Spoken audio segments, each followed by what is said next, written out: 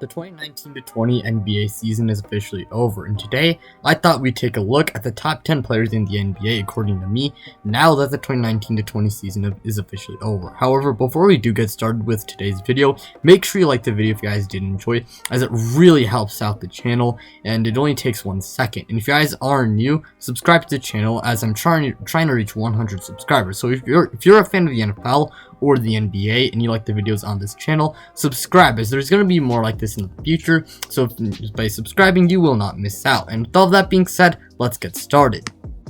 Kicking things off, we got number 10 with Damian Lillard. Damian Lillard's one of the best point guards in the NBA. He's a really good scorer, playmaker, and shooter, and in the 2019-20 regular season, he averaged 30 points per game, 8 assists per game, shooting 46% from the field, and 40% from 3. However, the Portland Trail Blazers had a very disappointing year, as we all know, as he never had amazing help in Portland.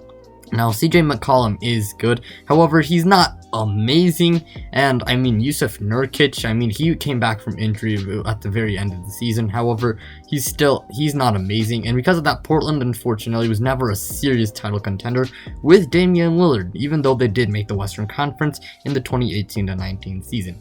Even then, Damian Lillard is one of the best players in the NBA.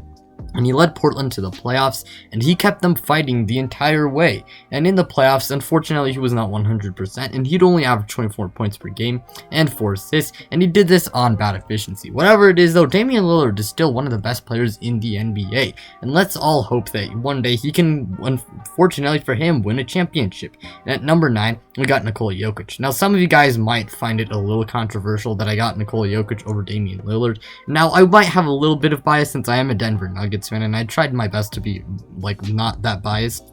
No, but even then, I decided to put Nicole Jokic over him. I mean, he's the best center in the NBA, and I don't know if it's really much of a contest at this point. Now, that might be a little bit of my Nuggets bias, but whatever. Anyways, he's a really good playmaker, shooter, scorer, and rebounder. And in the 2019-20 regular season, he averaged 20 points per game, 7 assists per game, 10 rebounds per game, shooting 53% from the field, and 32% from 3. He's a very good playoff performer, and that's the big reason why I put him over Damian Lillard. And he averaged 24 points per game, 6 assists per game, 10 rebounds per game, shooting 52% from the field and 43% from 3. Nicole Yokic is a very good player and is very versatile as a big man. Now, defensively, he's okay, but he can score in the post, mid-range, and three-point area. Really, he's a very good, solid offensive center, and I really hope that the Nuggets can, well, fortunately win a title. And it looks like the Nuggets have a very bright future with Nicole Jokic being probably the best player on that team.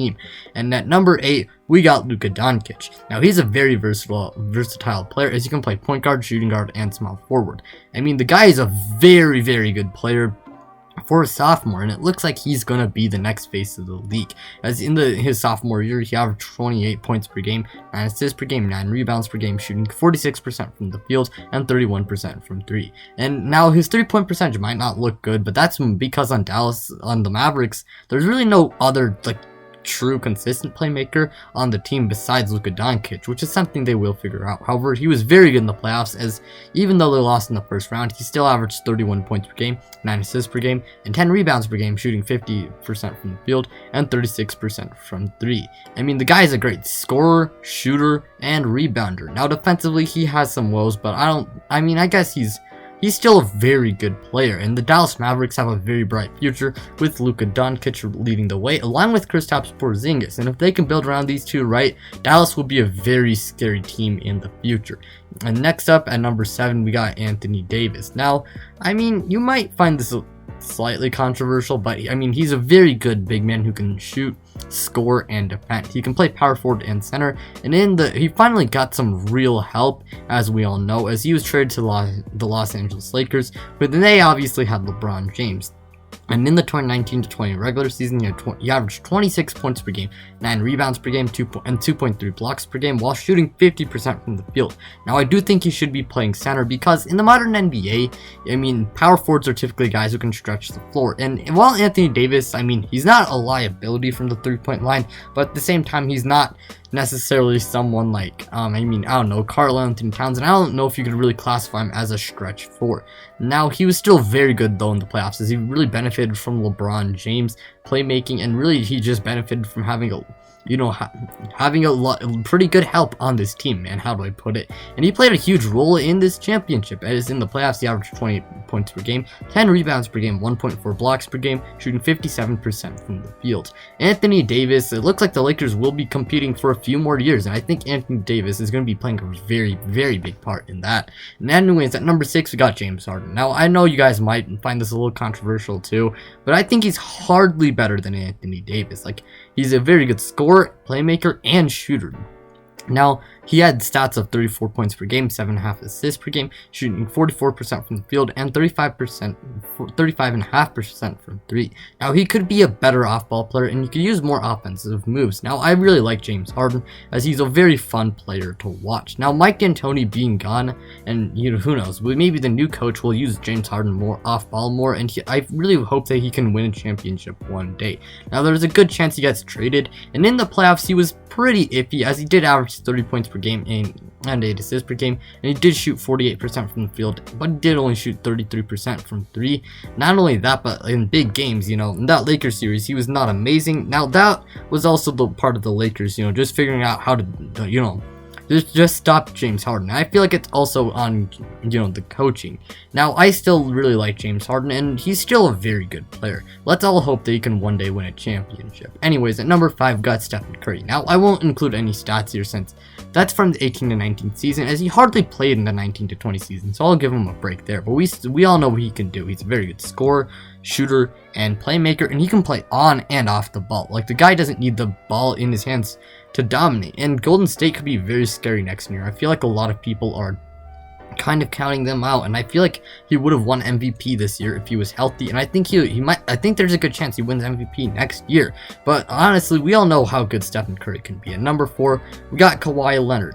Kawhi Leonard's still a very good two-way player, as he's a good defender, shooter, and scorer. Now, he did blow a 3-1 lead, and that's partly why I dropped him down, but I still think he's a very good player, as he averaged 27 points per game, 5 assists per game, 7 rebounds per game, and 2 steals per game, shooting 47% from the field and 38% from 3. Now, the guy, in the playoffs, he did kind of disappoint in Game 7, but he was still pretty good, as he averaged 28 points per game, 5.5 assists per game, and 2 steals per game, and along with 9 rebounds, shooting 49% from the field and 33% from 3. However, we all know how good of a player Kawhi Leonard is. He can lock down the other team's opposing best player, and he's also a terrific scorer and shooter and defender. And I think Kawhi Leonard's a very good player, despite them choking a 3-1 lead. Let's hope next year the Clippers can do better, and hopefully he can win another championship. But anyways, we got Giannis Antetokounmpo at number 3, as he was the MVP and defensive player of the year in 2020. Now, he did underperform in the playoffs, and however he's still a very good scorer, rebounder, defender, and playmaker. Now, he's also really versatile on defense, as he can protect the rim, and he's also a good perimeter defender, and he had stats of 29.5 points per game, 6 assists per game, and 14 rebounds per game, shooting 55% from the field, and he did this in just 30 minutes per game. In the playoffs, he averaged 27 points, 6 assists, and 14 rebounds on 56% shooting from the field. Now, I think the Bucks playoff disappointment is not completely on him, as Mike Budenholzer is. Well, he's kind of not awesome as a coach, despite winning a few Coach of the Year awards.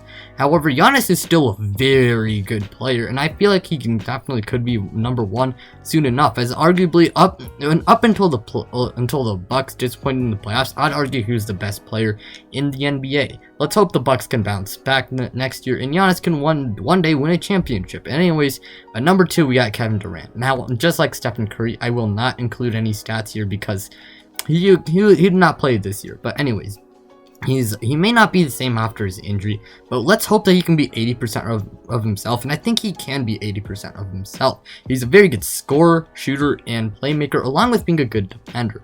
And I think Kevin Durant, I think if he's 80% of himself, the Brooklyn Nets will be a very scary team, especially if Kyrie Irving stays healthy. We all know how good Kevin Durant can be. And at number 1, we got LeBron James. Now, I'm going to try to keep this short, as anyways, we all know what he did. He won Finals MVP, and he won the 2020 NBA Championship with the Los Angeles Lakers this year. LeBron James, he's LeBron James, as he's a good scorer, playmaker, rebounder, and defender, and he can also shoot the ball pretty well. Anyways, He had stats of 25 points per game, 10 rebounds per game, 10 assists per game, 8 rebounds per game, shooting 49% from the field and 35% from 3. And I mean, those are pretty good regular season stats. And I mean, the guy did a great job of, taking over the offense. And in the playoffs, he was playoff LeBron, I guess, as he averaged 28 points per game, 9 assists per game, and 11 rebounds per game, shooting 56% from the field and 37% from 3. LeBron James is a terrific player, and I mean, I guess that's kind of all I have to say. And with all that being said, that will be at the end of today's video. So if you guys did enjoy today's video, please press the like button, as it really helps the channel. And if you guys did enjoy, it really shows your support, and it would mean a lot to me. And also, if you like this type of content, subscribe, as you won't miss any if you do subscribe. And I'm trying to reach 100 subscribers. And with all of that being said, you guys, well, I'm out.